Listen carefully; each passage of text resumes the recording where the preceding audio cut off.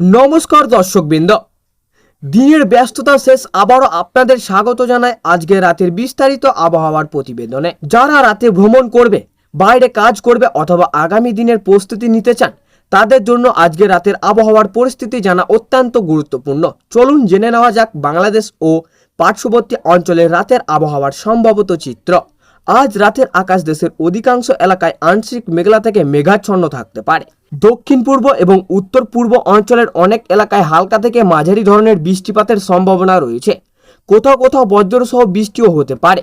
বিশেষ করে চট্টগ্রাম, কক্সবাজার, সিলেট এবং পার্বত্য অঞ্চলে রাত বাড়ার সঙ্গে সঙ্গে বৃষ্টির প্রবণতা বৃদ্ধি পেতে পারে। রাজধানী ঢাকায় বাতাসের প্রথম ভাগেই আবহাওয়া তুলনামূলক শান্ত থাকলেও মধ্যরাতের দিকে আকাশ আরও মেঘলা হতে পারে। শহরের কিছু এলাকায় হালকা বৃষ্টি অথবা গুড়ি গুড়ি বৃষ্টির সম্ভাবনা রয়েছে। রাতের তাপমাত্রা 26 থেকে 28 ডিগ্রি সেলসিয়াসের মধ্যে থাকতে পারে। বাতাসের আর্দ্রতার পরিমাণ বেশি থাকায় কিছুটা ভাবসা গরম অনুভূত হতে পারে। সিলেট বিভাগের বিভিন্ন এলাকায় রাতভর বৃষ্টির সম্ভাবনা রয়েছে।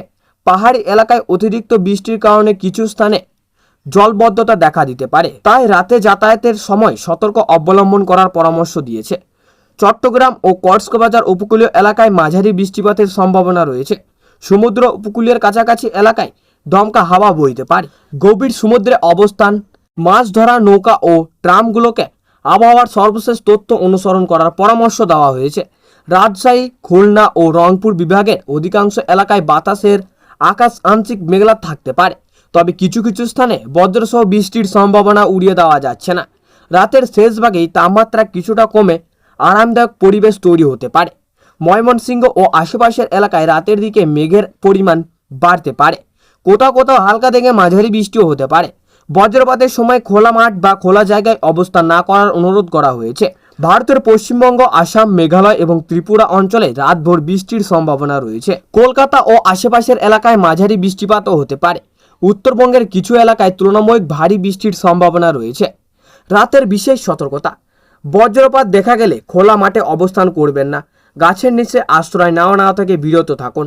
প্রয়োজন ছাড়া গভীর রাতে দূরপাল্লা ভ্রমণ এড়িয়ে চলুন। মোবাইল ফোন আবহাওয়ার আপডেট অনুসরণ করুন। উপকূলীয় এলাকায় বসবাসকারীরা সতর্ক থাকুন। দেশের বিভিন্ন এলাকায় বৃষ্টির সম্ভাবনা রয়েছে। সিলেট, চট্টগ্রাম ও কক্সবাজার অঞ্চলে বেশির প্রবণতা বেশি।